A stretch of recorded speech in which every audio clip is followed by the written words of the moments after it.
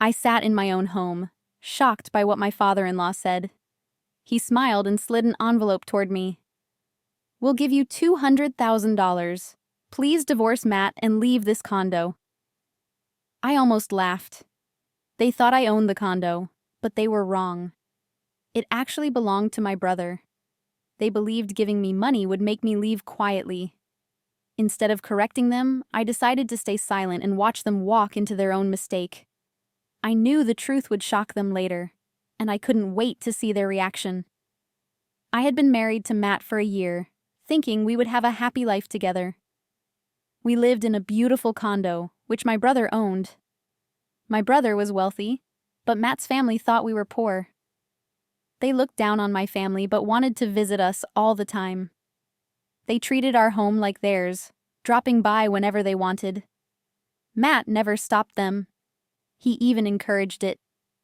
I tried to stay patient, but it was hard.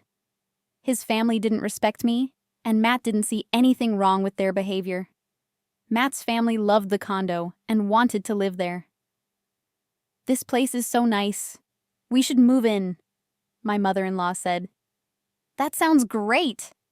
Matt agreed right away. He acted like the condo was his, but it wasn't. He thought that since he married me, the condo now belonged to him. That wasn't true. I wanted to tell him the truth, but I decided to wait. I wanted to see just how far he would go with his wrong belief. I knew one day the truth would come out, and it wouldn't end well for him. On Christmas, instead of inviting us to their home, Matt's family came to our condo unannounced. "We thought we'd celebrate here," my sister-in-law said, sitting on the couch. I had no choice but to serve them food and drinks. "Kelly, I want roasted turkey," my mother-in-law demanded. Matt quickly ordered it without asking me. The worst part? They didn't leave. "Prepare a room for my parents," Matt told me. I felt like a maid in my own home. I was angry, but I kept quiet. I knew I had to do something about this soon. After that, Matt's family kept coming over, staying for days without warning. They started bringing their belongings, filling the closets with their clothes. One day, my sister-in-law unpacked her suitcase. "We've ordered food. Just pay for it," she said, handing me the bill. Matt didn't think there was anything wrong. "Their family, Kelly. Be more understanding," he said. I was exhausted. My brother and his wife told me, "If you don't stop them now, they'll take everything." I knew they were right. Matt's family was treating my home like theirs, and Matt wasn't stopping them. Matt started coming home late, making excuses. At the same time, my sister-in-law was always around, but she never talked about her husband. It made me wonder, was something going on? My brother's wife asked me, could Matt be cheating? The thought scared me. I needed to find out the truth. Meanwhile, my in-laws continued to act like they lived in my home. When I checked the closets, I found their bags fully packed as if they had moved in permanently. I knew I couldn't let this continue. I had to be smart about my next step. One evening, I came home to find my in-laws sitting comfortably in my living room. "We'll be living here now," my father-in-law said. Matt gave us the keys. I couldn't believe it. My own husband had decided to move his family in without asking me. "Why aren't you reacting?" my mother-in-law asked. I took a deep breath. "I'll bring the divorce papers. Make sure you also bring the condo's contract," I said. They thought they were winning, but I knew the truth. Their confidence was based on a lie, and soon they would realize their mistake. I met my brother and told him everything. He was furious. "They think they can take everything from you? We won't let that happen." He also had news. I had Matt followed. "He's cheating," he said, handing me proof. My hands shook as I looked at the photos. My in-laws thought they were taking over my life, but they had no idea what was coming. I let my brother handle the next steps. I was no longer sad. I was ready for them to see the truth. The next day, my in-laws greeted me excitedly. "Did you bring the condo contract?" my father-in-law asked. My brother handed over the divorce papers instead. Matt smirked. We'll be keeping the condo, so don't be upset. Then my brother revealed the truth.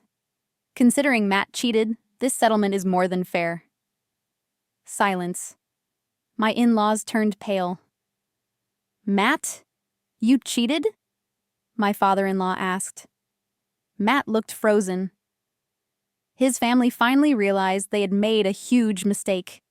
But that wasn't the biggest shock of the day. My father-in-law quickly signed the condo contract, thinking they were getting the property. Then my brother spoke. Actually, this condo belongs to me. You just signed a rental agreement. My in-laws' faces went pale. What? That's impossible! My mother-in-law screamed. Matt looked sick. Their plan had backfired. They had paid $200,000, thinking they were buying the condo, but they had only rented it. My father-in-law turned to Matt in horror. You fool! What have you done? But it was too late. A month later, they came to my parents' house, furious.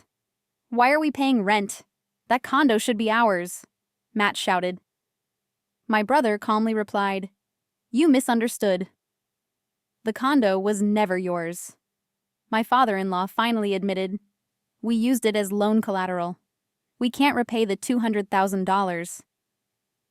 My mother-in-law sobbed. They had been so greedy, thinking they were winning, but they had actually destroyed themselves. Their perfect life was gone. I looked around and noticed someone missing. Where's your sister? I asked Matt. He hesitated before mumbling, She was cheating too. Now she's going through a divorce. I raised my eyebrows.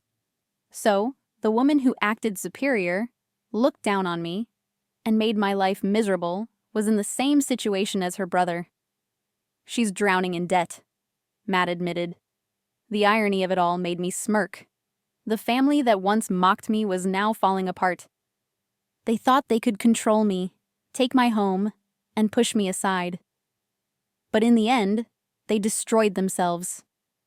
With no condo and no money, Matt's family had to move into a smaller, cheaper home. My once spoiled mother-in-law and sister-in-law, who never worked a day in their lives, were now forced to get jobs. They struggled to pay off their debts and blamed each other for their situation. Their once perfect family was now full of fights and resentment. Meanwhile, I was free. I no longer had to deal with Matt's selfishness or his overbearing family. Sitting in my brother's peaceful home, I realized that walking away was the best decision I had ever made. One evening, as I sipped tea in my brother's home, he and his wife sat across from me, smiling. We have some news, my sister-in-law said excitedly. We're having a baby. My heart warmed. This was what true happiness looked like: love, respect, and a real family. Seeing them so happy made me realize I wanted the same for myself. I wanted a future where I was loved and respected. I had made mistakes, but I wouldn't repeat them. This time I would choose a partner who truly cared for me, not someone who took me for granted. Looking back, I had no regrets. I lost nothing in my divorce. In fact, I gained everything. I gained freedom, peace, and a chance to start over. Matt and his family had tried to control me, thinking they could take everything from me. But in the end, they were the ones who lost everything. I learned that love isn't about sacrifice alone. It's about mutual respect. I was no longer afraid of being alone. Instead, I was excited for what the future held. My past was over, but my new life was just beginning. As I watched my brother and his wife prepare for their baby, I felt hopeful. My story wasn't over. It was just beginning. I was ready to move forward, to embrace new opportunities, and to find someone who truly valued me. I had been through so much, but I had come out stronger. No longer tied down by toxic people, I was finally free to create the life I wanted. A life full of love, respect, and happiness.